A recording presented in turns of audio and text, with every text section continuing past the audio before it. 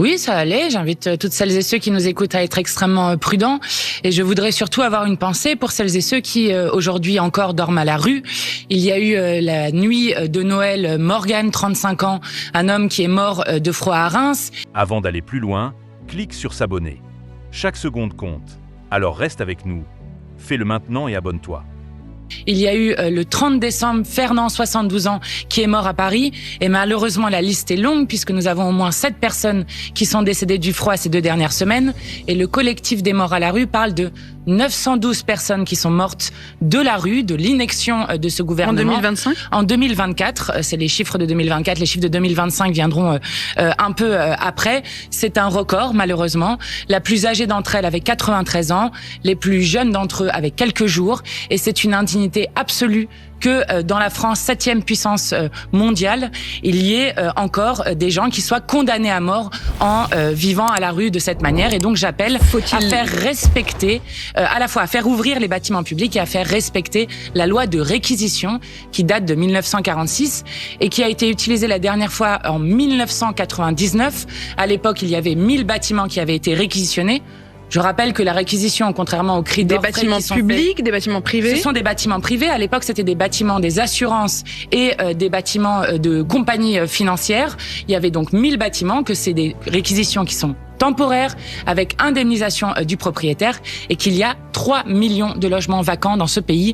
Donc, il faut mettre d'urgence tout le monde à l'abri et faire en sorte que tout le monde ait un toit. Application donc de la loi de réquisition immédiate. Oui, et vraiment je fais un appel solennel aujourd'hui parce que des vies en dépendent et nous voyons que nous avons des températures négatives un peu partout dans le pays, que nous avons une vague de froid qui malheureusement va se continuer et que face à l'explosion du sans-abrisme, notamment des enfants, il y a une responsabilité de ce gouvernement et de l'ensemble des pouvoirs publics de mettre tout le monde à l'abri.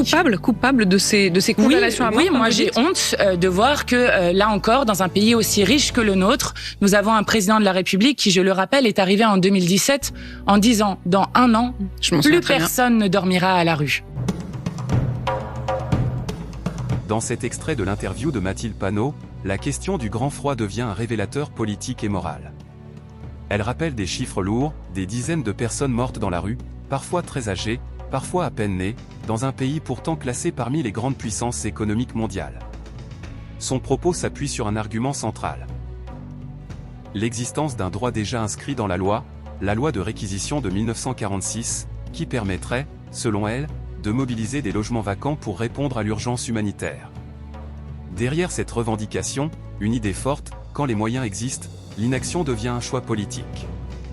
D'un point de vue philosophique, on retrouve ici une tension classique entre la liberté de propriété et le devoir collectif de protection des plus vulnérables.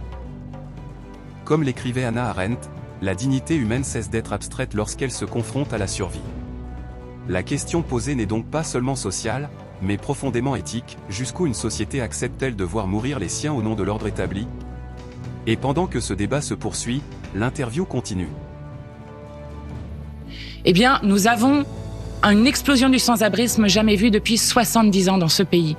Donc maintenant, ça suffit. Il existe une loi qui s'appelle la loi de réquisition, qui permet de réquisitionner temporairement. Vous savez, sur les 3 millions de logements, pour être très précise, il y en a 1,2 million qui sont vides depuis plus de 2 ans. Donc, il n'y a aucun problème à aller réquisitionner ces logements et à faire en sorte que les personnes qui sont aujourd'hui à la rue puissent juste survivre. Je rappelle, évidemment, on parle de l'hiver et on en parle lors de la vague de froid, mais il y a malheureusement autant de gens qui meurent aussi lors des vagues de canicule. Vous êtes plus de 95% à regarder nos extraits sans être abonné. Si ce format court vous aide à aller à l'essentiel, pensez à vous abonner, à liker et à partager.